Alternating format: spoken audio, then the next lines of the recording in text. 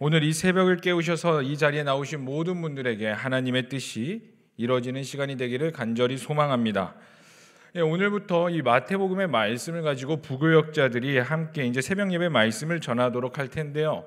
이 마태복음은 아무래도 이 창세기처럼 많은 분들이 이제 성경을 읽었을 때 쉽게 접할 수 있는 부분인 것 같습니다. 우리가 이제 성경 통독을 해야겠다 딱 싶으면은 어디를 가장 먼저 읽죠? 창세기를 많이 읽죠. 그래서 아마 많은 그리스도인들이 창세기를 제일 많이 읽었을 겁니다. 그 다음으로 읽은 게 아마 마태복음일 거예요. 구약은 읽기 힘드니 신약부터 한번 읽어보자. 그래서 딱 펴서 마태복음을 읽습니다. 그리고 마태복음 읽고 마가복음 읽고 누가복음까지 꾸역꾸역 읽다가 요한복음 딱 돼서 이게 도대체 뭔 소리하고 딱 성경을 닫아버리는 이러한 일들이 우리 가운데 빈번하게 일어나는 것들을 보게 되는데, 제가 농담식으로 이렇게 말씀을 드렸지만 그만큼 마태복음 우리에게 친숙하고, 이 마태복음 하면 뭔지는 모르겠지만 내적 친밀감이 느껴지는 게 좀 사실인 것 같습니다. 그런데 우리가 이 마태복음의 1장을 살펴보기 전에 이 마태복음이 도대체 어떤 책이고 마태복음에 무엇을 위해 쓰여졌으며 마태복음이 궁극적으로 전하고자 하는 메시지가 무엇인지를 우리가 간단하게 좀 살펴봤으면 좋겠는데요. 이 마태복음은 마태, 마가, 누가, 요한으로 해서 이 사복음서 중 한 권으로서 특히 이 사복음서 중에 마태, 마가, 누가 이 세 권을 뭐라고 말하죠? 무슨 복음이라고 말하죠? 공관복음이라고 말하죠. 굉장히 훌륭하십니다. 수준이 신대원 수준이세요. 여기 계신 분들이. 근데 이 마태, 마가, 누가를 같이 본다요 공관복음이라고 말합니다. 근데 이 요한복음을 포함해서 각 복음서는 이제 각각의 특색을 가지고 있습니다. 근데 여기서 각각의 특색을 가지고 있다는 것은 독자층이 분명하다는 것을 말해주고 있어요. 그럼 마태복음의 독자층은 누구일까요? 잘 알다시피 유대인입니다. 마태가 이 복음서를 기록했을 당시에 학자들은 이제 이 몇 년이라고 말하냐면 한번 따라해 보시겠어요? AD 60년. 네, 이제 60년경, 주후 60년경으로 보고 있습니다. 그 당시에 소수의 유대인들이 예수님을 받아들였어요. 네, 이제 예수 그리스도의 복음을 이제 제자들이 따라서 그 예수님의 말씀을 따라서 전했고, 많은 사람들은 아니지만 초기에 유대인들이 조금씩 복음을 받아들이고 있기는 했었습니다. 하지만 소수에 불과했어요. 그러다 보니 이 예수님을 믿는 복음을 받아들인 이 유대인들에게는 이제 예수님을 인정하지 않는 유대인들과의 자연스러운 충돌이 있었던 것이죠. 그러니 혼란이라는 것들이 굉장히 많았습니다. 예수님을 믿는 유대인들과 아닌 유대인들, 같은 구약 성경을 읽지만 해석하는 방법이 너무나 달랐던 것이죠. 그래서 자연스럽게 같은 책을 읽어도 해석하는 방법이 다르다 보니 혼란과 또 무엇이 정답인지 알지 못하는 혼돈의 시기가 있었습니다. 그런 상황에서 마태는 예수 그리스도의 복음에 대해서 정확하게 설명을 하고 변증하기 위해서 기록한 것이 바로 마태복음인 거예요. 그래서 유대인들이 알아들을 수 있는 독특한 용어와 또 유대인들에게만 이해될 수 있는 해석된 것들이 마태복음에 유독 많이 나옵니다. 여기서 이제 좀 살펴보면서 나갔으면 좋겠는데, 이 마태복음을 많이 읽으신 분들은 이거구나 하실 수 있을 것 같아요. 독특한 표현이 있는데 어떤 표현이 있냐면 선지자로 하신 말씀을 이루려 함이니라. 우리 1장 22절에도 나와 있죠. 한번 우리 읽어볼까요? 1장 22절 시작. 이 모든 일이 된 것은 주께서 선지자로 하신 말씀을 이루려 하심이니. 네, 선지자로 하신 말씀을 이루려 함이니라. 이러한 내용들이 마태복음에는 몇 번 나오면 총 13번 정도가 나옵니다. 별로 안 나오는 것 같으시죠? 그럼 다음번을 설명해 드릴게요. 그러면 마태복음은 이 메시아에 대한 구약의 예언들과 하나님의 행적을 연관시키는 내용이 나와요. 이게 무슨 말이냐면요, 구약 성경의 선지자들을 통해서 하나님께서 하신 말씀들이 있습니다. 임마누엘이라 하라, 아니면 예수님께서 행하신 행적들이 것들을 대해서 예언한 그 구약 성경에 예언이 있는데, 이 예언적인 선포와 예수님께서 하신 행적들, 이 예수님께서 하신 행적들을 연결시킵니다. 하나씩 마태복음에서. 그게 총 몇 번 나오면 129회 연결시킵니다. 선지자들이 했던 예언과 예수님께서 하신 행적들을 연결시키는 일들을 굉장히 많이 하고 있는 것이죠. 또 그 외에도 천국이라는 단어를 사복음서에서 마태복음이 유일하게 사용합니다. 왜 그러냐면 성경에는 이제 천국 대신에 하나님의 나라, 하나님 나라라고 표현하는데 유대인들에게 이 하나님이라는 용어 자체는 너무나 거룩하고 숭고하기 때문에 쉽게 쓰는 것에 대해서 꺼리낌이 있었어요. 그래서 그것들을 대신해서 쓴 게 바로 이 천국이라는 표현입니다. 그리고 가장 중요한 것으로 마태복음에서는 예수님의 족보에 대해서 나타내고 있어요. 이 사복음서 중에서 예수님의 족보에 대해서 말하고 있는 게 마태복음과 누가복음이 유일합니다. 그런데 이 족보를 다루더라도 마태복음이 족보를 다루는 방법과 누가복음이 족보를 다루는 방법이 너무나 달라요. 마태복음은 유대인을 위해 썼다면 누가복음은 그 당시에 있는 약자들, 여인들, 이방인들 중심으로 썼어요. 그래서 누가복음에서는 이 족보가 어떻게 시작되냐면은 밑에서부터 아담 하나님까지 올라갑니다. 우리로 따지면 저부터 시작해서요, 저의 아버지, 그리고 저의 할아버지, 저희 할아버지의 할아버지 이렇게 쭉쭉쭉쭉쭉 거슬러 올라가서 봤더니 아담까지 가더라. 근데 그 아담 위에 하나님이 계시더라. 그러므로 우리 모두 하나님의 백성이다. 우리는 육적으로는 이방일지 모르겠으나 영적으로 봤을 때 다 모두 하나님의 자녀이며 우리는 한 가족이다. 하나님의 언약을 받은 자들이라 라고 누가복음은 그런 표현을 씁니다. 그러나 마태복음은 철저히 유대인 중심으로 썼기 때문에 족보가 어디서부터 시작되냐면 아브라함부터 시작돼요. 우리가 읽으셨죠? 1장에서부터 1장 1절 이렇게 시작하죠. 아브라함과 다윗의 자손 예수 그리스도의 계보라. 마태복음을 시작하자마자 바로 아브라함의 계보다. 아브라함부터 그 족보가 쭉쭉쭉쭉 내려와서 누구까지 가느냐? 예수 그리스도다. 왜 이 족보를 썼을까요? 아까 말씀드렸다시피 마태복음에는 혼돈의 시기였습니다. 이 예수님이 진짜 메시아냐? 아니다. 예수 그리스도를 믿는 유대인들에게는 예수님이 진짜 구원자래, 메시아래, 우리가 그토록 기다리던 메시아래. 근데 그 유대인들에게는 뭔 저 예수가 메시아야. 우리가 알고 있는 이 메시아는, 우리가 기다리는 메시아는 우리를 로마의 압제서부터 구원하며 우리를 다윗 때같이 회복할 자를 메시아라고 그래. 근데 예수를 봐라. 어떻게 죽었냐? 로마의 가장 큰 형벌 십자가에 달려 죽지 않았느냐? 아니야. 예수는 이러한 싸움 가운데서 족보를 나타내므로 아니야, 예수님이 진짜 메시아며 예수님이 우리의 왕이야. 바로 아브라함부터 이렇게 족보가 쭉쭉 흘러내려오지 않았느냐? 그래서 예수님의 정통성과 예수님의 왕되심을 선포하기 위해서 이 족보를 들은 것들을 볼 수가 있습니다.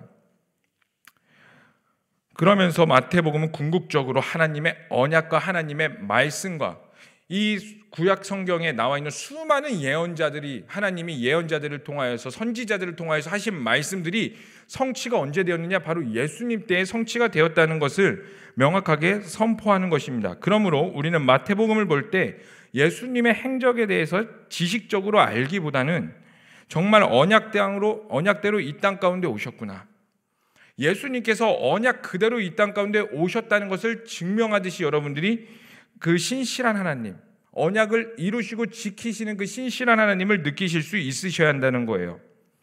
사랑하는 성도님들, 우리 하나님은 언약하시고 언약을 지키시는 신실한 하나님이십니다. 그래서 마태, 마가, 누가복음 중에서 이 마태복음이 맨 앞에 쓰여져 있는 거예요. 사실 이 마태, 마가, 누가 이 세 권 중에서 가장 먼저 쓰여졌다는 것은 여러분들이 잘 알다시피 마가복음이 제일 먼저 쓰여졌다고 우리는 알려져 있습니다.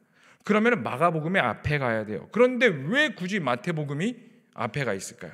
제비뽑기를 해서요? 아니면 그냥 우연히 나열하다 보니까요? 아니면 뭐 마태복음의 구약 인용이 가장 많으니까 뭔가 상징성이 있으니까 앞에 뒀을까요?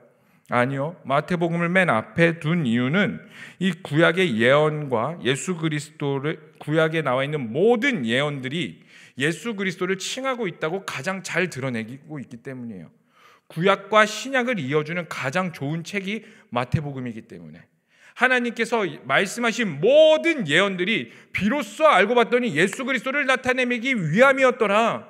예수님께서 하셨던 모든 행적들이 그저 우연히 있었던 것들이 아니라, 예수님이 길을 가다가 그냥 불쌍해서 행하신 것들이 아니라, 모든 것들이, 심지어 십자가에 달려 돌아가시고 부활하시며 승천하실 때까지 모든 사건들이 그저 그냥 시대적인 상황 가운데 우연히 그 상황의 때에 시에 맞춰서 이루어진 것이 아니라 하나님의 철저한 언약 가운데 있었다라는 것들을 제대로 보여주고 있기 때문에 이 마태복음이 맨 앞에 있다는 것입니다.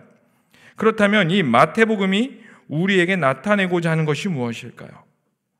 1장 1절부터 시작되는 이 계보, 사실 여러분 이 계보를 우리가 방금 전에 읽었지만 여기에서 아는 사람들이 몇 명이나 있으세요? 우리가 이 사람들이 이 사람 이름 많이 들어봤는데 하신 분들도 있으시고요, 생판 처음 들어보는 사람들도 있을 겁니다. 근데 이 알지도 못하는 이 계보가 마태복음 가장 중요한 1장 1절에 먼저 들어가 있어요. 하나님께서 이것들을 통해 우리에게 무엇을 말씀하시는 걸까요?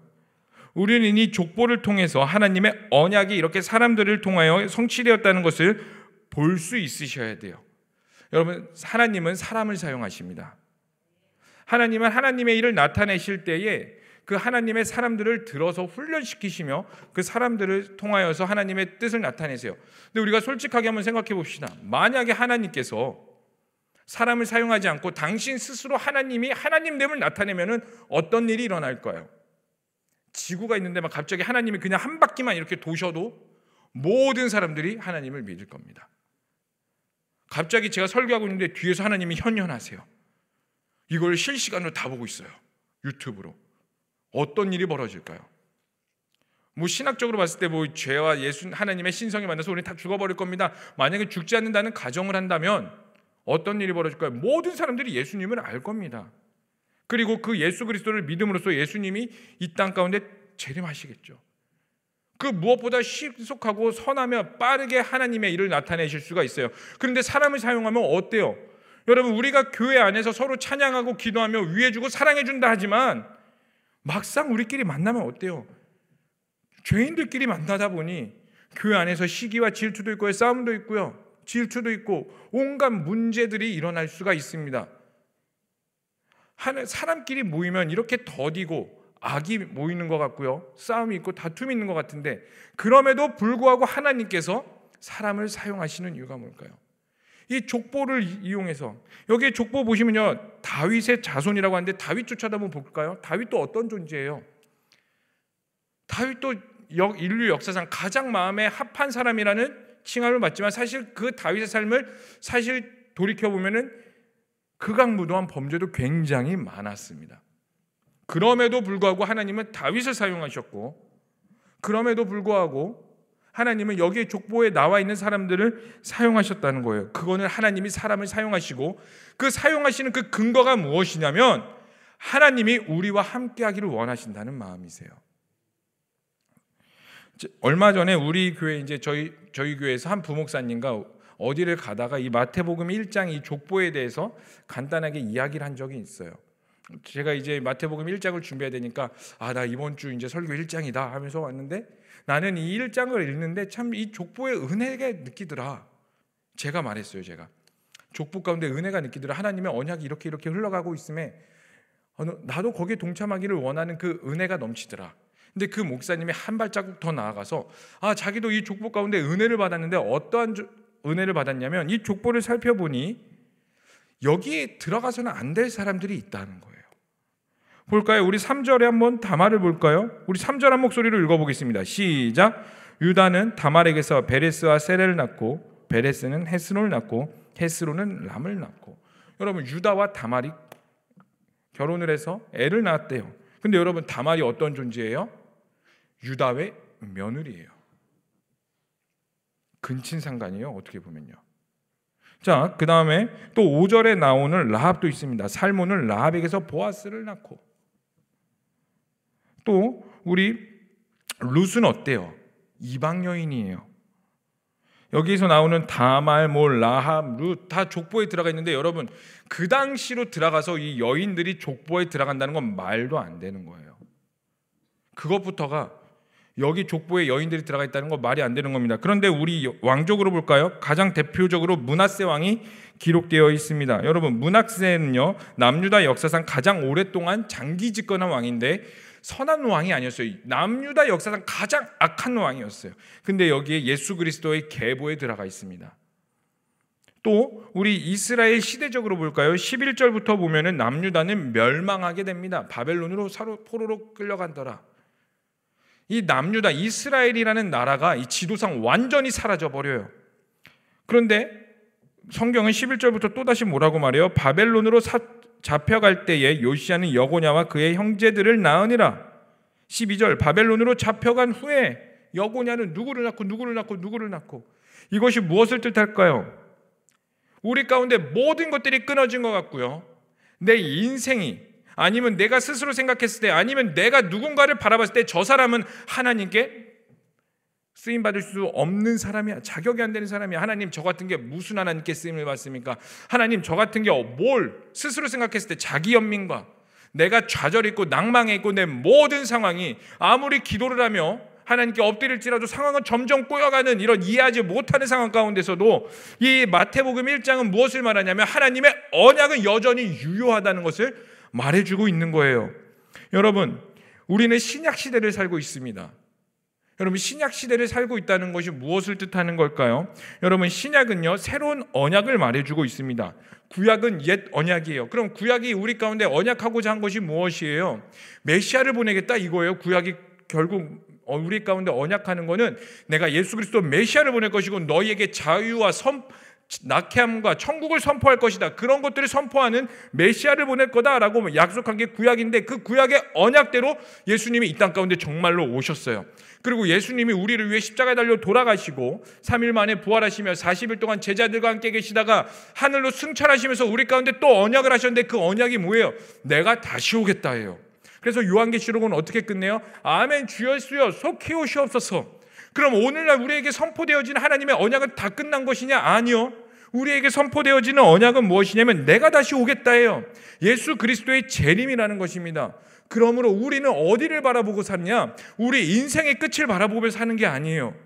우리의 모든 인생이라는 시간은요, 여러분 한 사람, 저 한 사람, 또 다른 한 사람, 나의 자녀라는 한 사람, 나의 부모라는 한 사람들이 모든 시간들이 모여서 우리는 어디를 가느냐? 다시 오실 예수 그리스도를 향해 달려가고 있다는 것입니다. 그래서 오늘날 우리는 신약의 시대를 살고 있는 거예요. 하나님의 언약이 성취되고 그 성취되고 만들어지고 있는 이 과정 가운데 우리는 살아가고 있는 것입니다. 그래서 예수님께서 승천하시고 교회가 생겨났을 때부터 마지막 때는 사실 시작된 겁니다. 오늘날 지진이 어떻고 미혹이 어떻고 전쟁이 어떻고 민족 간의 민족이 어떻고 이제 그래서 마지막 때가 되었다? 아니요.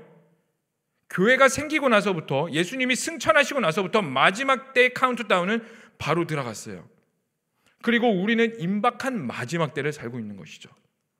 사랑하는 성도님들, 그 마지막 때를 향하여 하나님께서는 교회를 세우셨고 부족하지만 사람들을 사용하시며 지금까지 하나님의 언약을 이뤄가시는 것들을 볼 수가 있습니다. 이게 바로 하나님의 은혜예요. 웬 하나님이 우리에게 은혜가 이렇게 큰지, 그저 예수님을 아는 것에서 뛰어넘어 예수님의 언약의 이 시대를 살게 하시며 그 언약을 깨달아서 나의 모든 것들의 기도 제목이 바뀌게 되는 줄로 믿습니다. 여러분, 그 언약을 아는 사람들은요, 기도 제목부터 바뀌어드려요. 그 언약을 아는 자들은요, 삶을 보는 시야부터 달라지게 되고요, 생각하는 세계관 자체부터 달라져요. 예수님을 믿는다고 똑같이 다 믿는 게 아닙니다. 예수님을 그냥 나의 1차원적으로 믿는 자들은요, 그냥 나의 뭔가 소원을 이루고 나의 모든 문제들을 그냥 해결해 주시는 하나님 수준에 불과해요. 그러나 진짜 말씀을 알고 그 언약 가운데 동행하며 하나님의 나라와 하나님의 꿈을 꾸며 주님과 늘 동행하기를 원하는 자들은 기도 제목부터 바뀌게 돼요. 왜요? 나의 모든 시야가 하나님의 언약 가운데 들어가 있으니까. 그리고 내 모든 삶이 하나님의 언약의 시간 가운데 흘러가고 있음을 믿고 인정하기 때문에 여러분들의 시야와 세계관과 말하는 언어부터 달라지게 되는 것입니다. 여기에 계신 모든 분들이 하나님의 언약을 깨달아 하나님의 뜻 가운데 세워지는 성도님들이 되시기를 간절히 소망합니다. 그래서 그러면 우리가 그 언약 가운데 어떻게 하나님의 도우심을 받으며 살 수 있을까요? 한 가지입니다. 나의 연약함을 인정하여 하나님의 동행을 구해야 돼요. 여러분, 마태복음이 참 신기한 게, 재밌는 것이 무엇이 있냐면은 마태복음의 맨 시작점에 무엇을 나타내고 있냐면 결국엔 여호와 하나님이 우리와 함께 하시느니라 1장에 이렇게 나오고요, 28장에도 이렇게 나옵니다. 우리 다 함께 1장 23절의 말씀을 읽어보도록 하겠습니다. 시작. 보라, 처녀가 잉태하여 아들을 낳을 것이요 그의 이름을 임마누엘이라 하리라 하셨으니 이를 번역한즉 하나님이 우리와 함께 하시다 함이라. 아멘. 그럼 마태복음 우리 28장 23절 우리 한번 띄워주시겠어요? 마태복음 28장 23절의 말씀을 우리 다 함께 좀 찾아봤으면 좋겠습니다. 마태복음 28장 23절. 네, 제가 말씀을 안 드렸을까요? 네, 제 성경책으로는 28장 20절입니다. 예, 죄송합니다. 23절이 아니라 20절입니다. 자, 우리 한 목소리로 마태복음 28장 20절 말씀 읽어보겠습니다. 시작. 내가 너희에게 분부한 모든 것을 가르쳐 지키게 하라. 볼지어다 내가 세상 끝날까지 너희와 항상 함께 있으리라 하시니라. 아멘. 예수 그리스도가 나타낼 때 임마누엘이라 하리라. 내가 너희와 항상 함께 있다. 그 예수님께서 하늘로 승천하시면서 맨 마지막에 보라 내가 세상 끝날까지 너희와 항상 함께 있다. 이것이 무엇을 말하는 걸까요? 하나님의 언약을 알고 하나님의 말씀대로 살기를 원하는 자들과 하나님이 함께 하신다는 겁니다. 여러분, 하나님은 신이에요. 하나님이 함께 하신다는 것을 결코 가볍게 생각하셔는 안 돼요. 하나님은 신입니다. 여러분, 그 신이 우리와 함께 한대요. 그 신은요, 세상을 만드시고요, 우주 만물을 만드셨으며 모든 것들의 주관자 되시며 모든 역사와 시간과 모든 것들의 주인 되시는 하나님이 너무나 부족한 인간이지만, 너무나 자격 없는 자들이지만 우리를 사랑하셔서 예수 그리스도를 보내셨고 이제 성령님으로 말미암아 우리와 영원히 함께 하신대요. 세상 끝날까지. 세상 끝날까지는 뭔가 엔드타임이 있는 게 아닙니다. 영원을 뜻하는 거예요. 왜요? 하나님의 나라는 끝나지 않기 때문에. 그 하나님을 신뢰하시기를 간절히 소망합니다. 사랑하는 성도님들, 지금도 하나님의 언약의 시간을 흘러가고 있습니다. 그 언약의 시간을 우리로 표현하자면 무엇이 될 수 있냐면 비전이 될 수 있어요. 여러분 한 사람 한 사람들을 향한 하나님의 계획이 여전히 존재합니다. 저는 나이가 많은데요. 아니요, 제 인생은 이미 끝난 것 같아요. 저는 다 포기한 것 같아요. 아니요. 아무리 나이가 많아도 여전히 여러분들을 향한 하나님의 계획이 존재하고 있어요.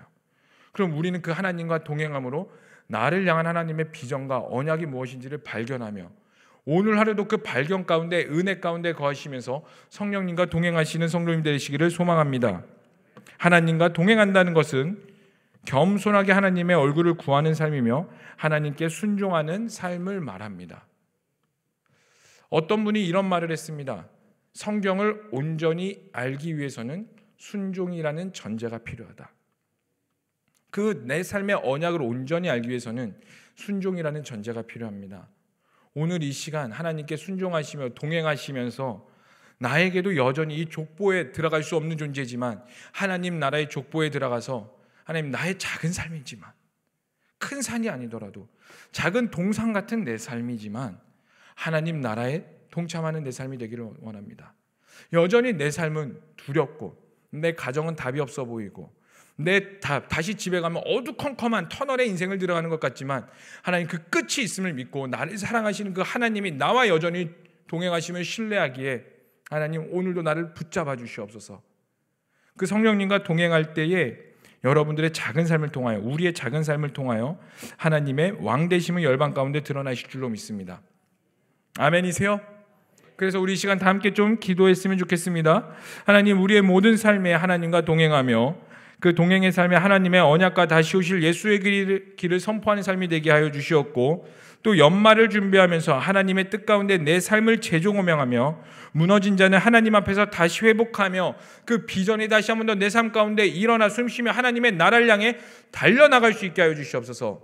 노년의 삶일지라도 내 영적인 상태가 노년일지라도 그럼에도 불구하고 하나님의 나라를 향해 달려나갈 수 있도록 다시 소생케 하여 주시고 독수리 날개쳐 올라가는 새 힘을 허락하여 주시옵소서. 성령님께서 기름 부어 주시옵소서. 이 시간 다 함께 주여만 부르시며 기도하겠습니다.